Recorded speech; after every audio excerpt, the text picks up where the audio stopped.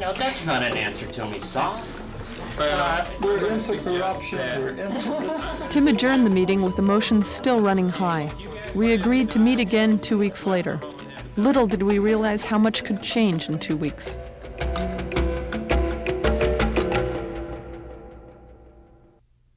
On December 15th, Finkelstein, Mathers, and Professor Jerry Kaufman decided to push in other directions to break the logjam. The three made an appointment to see State Senator Joe Winnicke, an MCGC supporter, to update him on the project. Winnicke surprised them by asking why the Troy property was listed as surplus in the first place. He then offered to challenge the administration on our behalf. What were you looking for, and what were you saying? I was trying to just break the direction, trying to work in several different directions, not just, and people were frustrated, about trying to go, people wanted to go one way and then just take it. But that wasn't necessarily the direction that I felt and other people felt the community and the neighborhood wanted to go. There was still the issue of preserving the open space, preserving the land for as much as possible. That was the number one issue. While there is still no evidence that Winnicke actually did anything, what he offered to do meant turning back the clock on the entire project. What would we do if the land were suddenly not even up for sale? When Finkelstein broke the news to Levin and Mann, they were furious. Obviously, I didn't consider it a friendly act. I thought quite strongly in terms of it betrayed the friendship. It also betrayed what we were trying to do. I got feedback of how dare I basically have done that.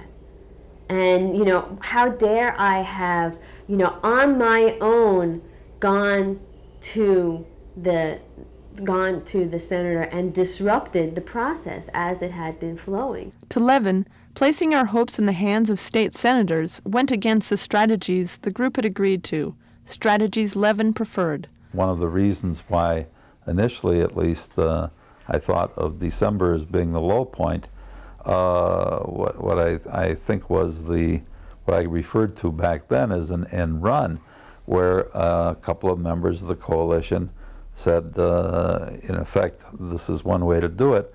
Let's see what would happen if we do it another way, and went directly and talked to some people about taking the land off surplus and on, which, as it turned out, were good things. But I felt that the way they were done wasn't consistent with what we were trying to do up to that point, and certainly what I was trying to do up to that point. And that, I think, is where the issue came for me. What was more important, the coalition, or whether we were going to lead it, or things of that sort. Do you regret that decision at all? No, I feel like we would have 180 houses there if I hadn't gone to do that. And in my heart of hearts, I totally know that I made that happen.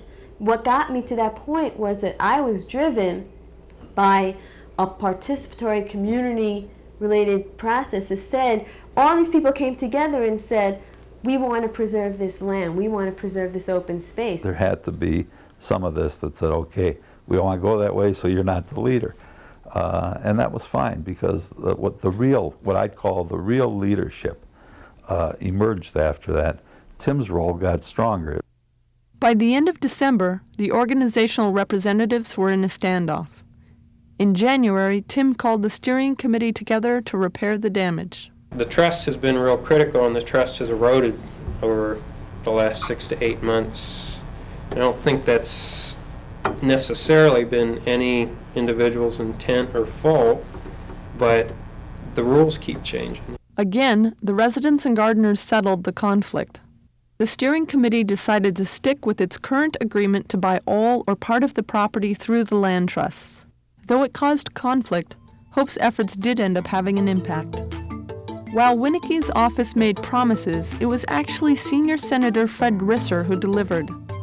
Risser chaired the State Building Commission and was in a position to vote against any plan to sell public land. Using a tactic as old as politics itself, Risser approached the new Secretary of the DOA, Mark Buer, and offered a classic all-American horse trade. As a result, as I say, I became more cooperative on some other matters that individuals wanted, and so that's part of the political process. And not only was a long-term lease offered, but there was an understanding that was communicated and acknowledged by the state that the community at some point would be following up that lease with a plan or an offer to purchase at least part of the property. One of the most important lessons of our experience is that you can't control all parts of a collaborative effort, but you can survive the differences of opinion within an alliance if the alliance is built on process, not just outcomes. In our case, it was probably our ability to keep in the game for over 2 years that helped us when we started to pull in different directions. Politics is people, and without a large number of supporters, it would never have happened.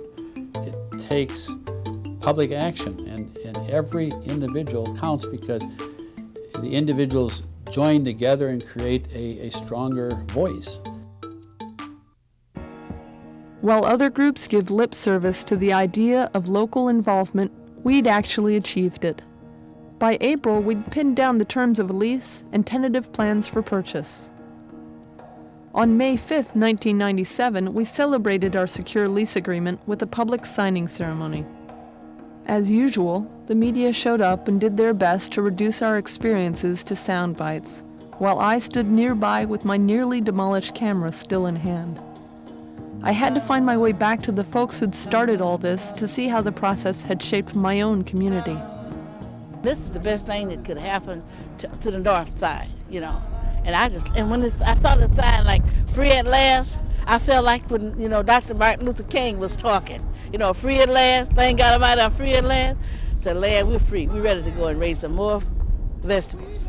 I learned to have more faith in this kind of process. I've always felt it's good. I teach this way, our school teaches this way, and to see that in the real world that it works that way, an idea of a coalition, a consortium of people, various interests getting together and finding common ground and working toward the goals together. It's very gratifying and very renewing.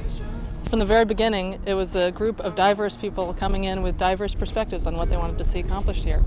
And when we just jumped to the end in the big picture, I think it's been a process of people actually broadening their horizons and their viewpoints instead of narrowing them, which is an unusual thing to happen. But at the same time, the big picture looks fantastic, but I want to try and remember all the little things that happened along the way, and that there were ups and downs and problems, and, you know, there was elation, and then there was, oh, it's just going to fall apart, and there's a little infighting and all that kind of thing, and just to remember that, you know, the reality of making this kind of thing happen is a lot harder than the theory of community building. When you look through social change movements, the change doesn't come from the powers that be.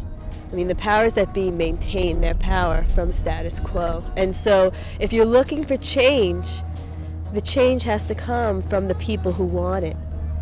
This is a democracy, and that's what this process proves, that the democracy can make something happen, that it's not just big government telling you what to do.